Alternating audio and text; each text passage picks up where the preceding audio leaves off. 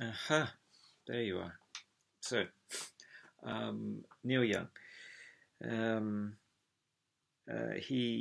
Little Wing, he tunes his guitar down to 2 steps, whole tones. So instead of E, A, D, G, B, E, it's all a note lower. So E becomes D, the A goes down to G, the D goes down to C, the G goes down to F, the B goes down to A, and the E goes down to D. And then he plays these shapes, which you see the man in the video playing. So we've got C major 7 and F major 7. And I think you hear the song start on the C major 7. You won't be able to play along with it because it's a whole tone down. But when he starts singing, the chord, as it says in the chord lyric sheet, the chord is the F major 7. And I'm playing it like this. You can see in the Ultimate Guitar, they show you this.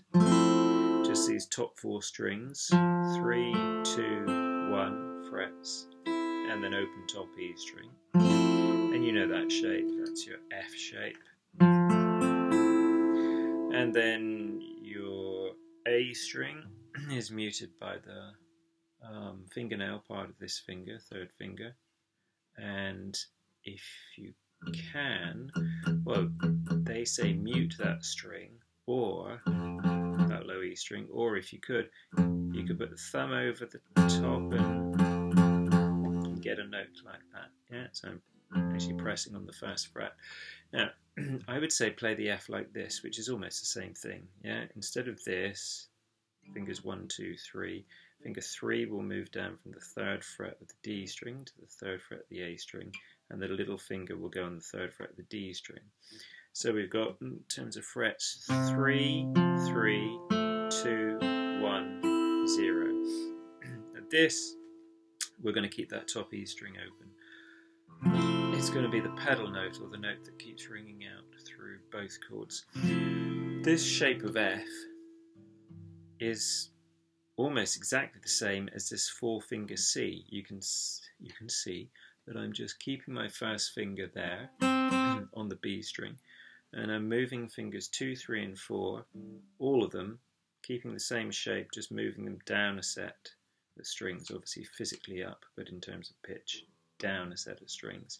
So you know that C, your 4-finger C, which is instead of that C, 3rd finger goes to thicker string, and little finger goes to the A string, 3rd fret. So we're going to move between this C and then fingers 2, 3, and 4 are going to move up a set of strings for the F major 7.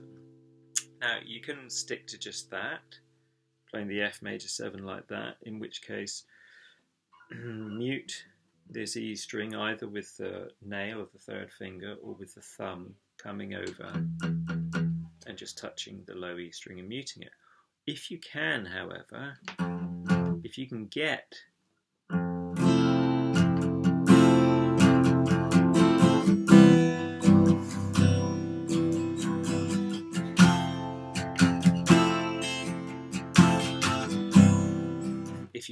that note with your thumb, it's worth it, because it adds the depth of sound that obviously Neil gets from tuning the guitar down a whole step, and he tunes the guitar down a whole step, and then you can hear that 1st fret bass note. So it's worth practicing, and actually you can just start off practicing that by just having the thumb in this position and just touching the E string at first. So you could be muting it at first and getting the rest of the chord.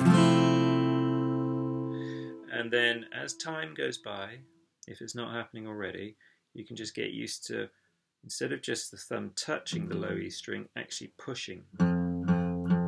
Yeah, fretting, you know, you're pushing down on the string. So you're applying enough pressure to get a note. Okay, now the whole song is just a bar on F major 7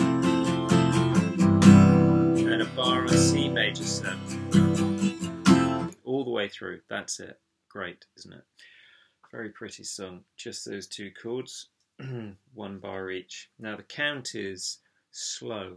It's a ballad, isn't it? Where it's a slow song. So we go 1, 2, 3, 4. 1, 2, 3, 4. 1, 2, 3, 4. 1, 2, 3, 4, etc. So my strums, they're not eighth notes. It's not 1 and 2 and 3. It's that would be too slow for this song. 1 and 2 and 3 and 4 and 1 and 2 and 3 and 4 and 1 and 2 and 3, etc. These are 16th notes.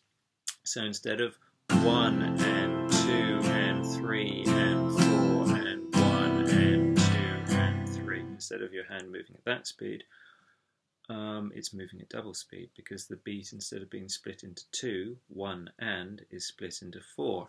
Remember, when it's split into 4, you got 1 E and that's how they count it. So your strumming hand is moving at a faster speed, and generally, I hope you can see that most of the movement, I know my forearm is moving from the elbow, but the main movement is this.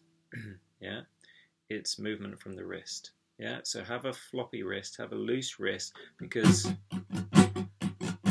with so many strums to get in, you don't want this big movement like this with a stiff wrist. Yeah, 1 E and a 2 E and a, too much effort. Yeah, you need your whole arm to be relaxed, and for most of the movement to come from the wrist. Yeah, so the main thing, it's always this, but to be relaxed as possible, but certainly with faster movements, you've got to be as relaxed as possible.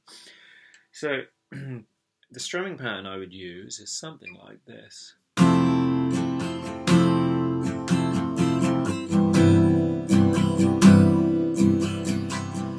So let me break that down for you. We got 1 E and a 2 E and a 3 E. Yeah, 1 E and a 2 E and a. Now you don't have to know that count. I didn't know that count until I worked it out. I listened to the song. I can hear he's doing something not quite that. He's doing something more.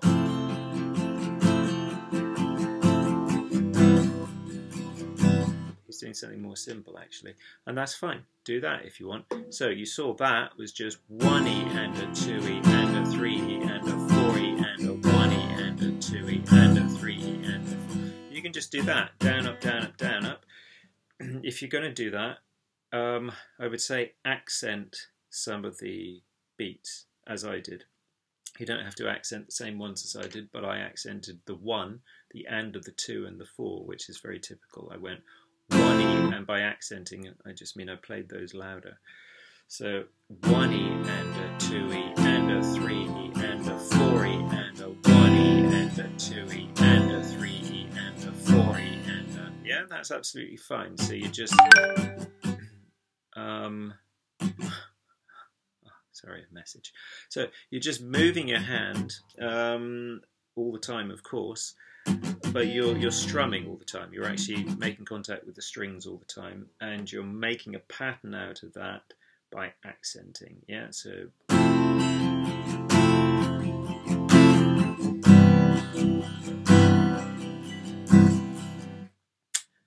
and a bar is going to last this long. Yeah, because that's 1 E and a 2 E and a 3 E and a 4 E and a... Okay? People, as I think I said, people don't usually count. They go by feel. And of course it's good to be able to do both, but think of theory comes second, and doing it comes first, and then realising what you're doing kind of comes second. I mean, I know that's... that isn't always the way, because obviously that's reversed in schools and lessons. You know, you learn theory to learn a way of doing. But if you think of the, I suppose, the history of music, first of all, people just did it, and then they worked out or became aware of what they were doing. So So all that just to say that, come back, sorry the screen went, all that just to say that you don't have to count 1E and a 2E and a 3E and a 4E and a, as long as it's good to be able to do that, but what would be better is if you can feel a rhythmic unit. In this case, this.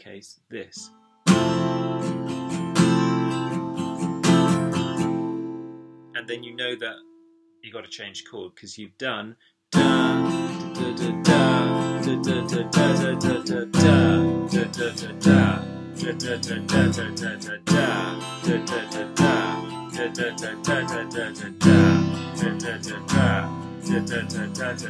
so I'm thinking in terms of, well, as you heard, da da da da da da da da da da da da da da, yeah, and I'm not having that going on in my head. Da da da da da da da da da da. I'm feeling it. That, and then I know to change chords. So whatever the chord is.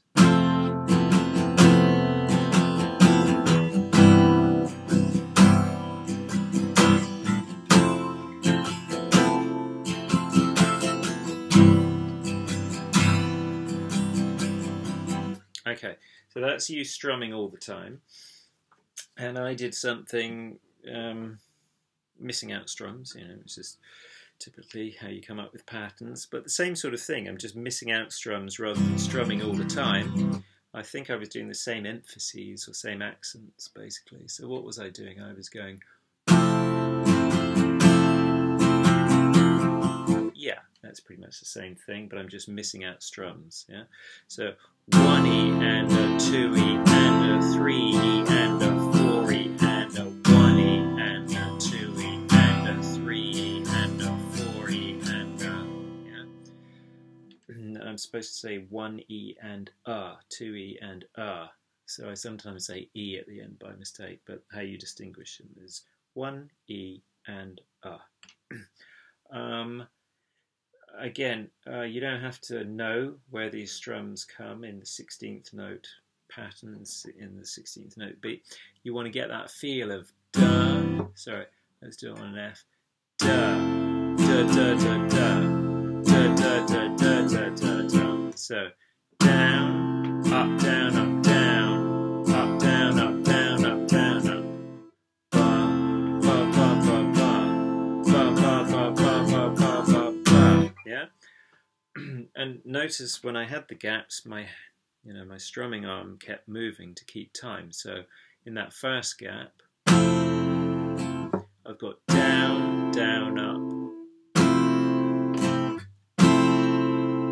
down, up, down, up, down, up, down. Yeah, so yeah, I mean there you see, you kind of do it and then you work it out because I was saying. I was finding that difficult to work out. So, down, up, down, up, down, up, down. I've got a ghost up, down between my first strum and the next set of strums.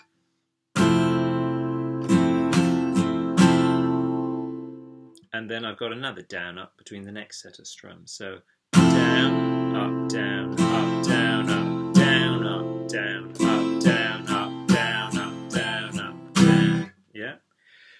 Okay. And that's it, that's the song. I mean, if I quickly do an example of one verse. So, her friends call her Little Wing, but she flies rings round them all. I don't know how he scans it. She comes to town when the children sing,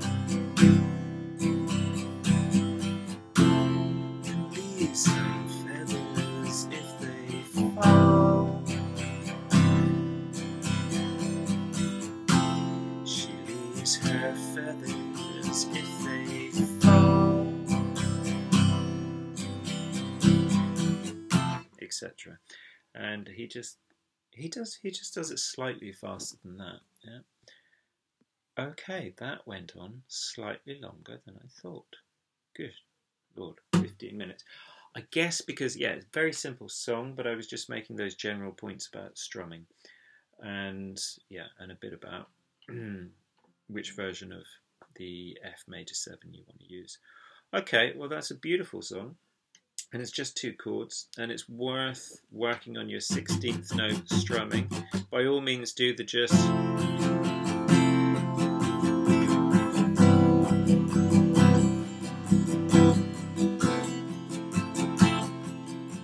If you find that easier to keep time, just going 1E and a 2E and a 3E and a 4E and a 1E and a 2E and a...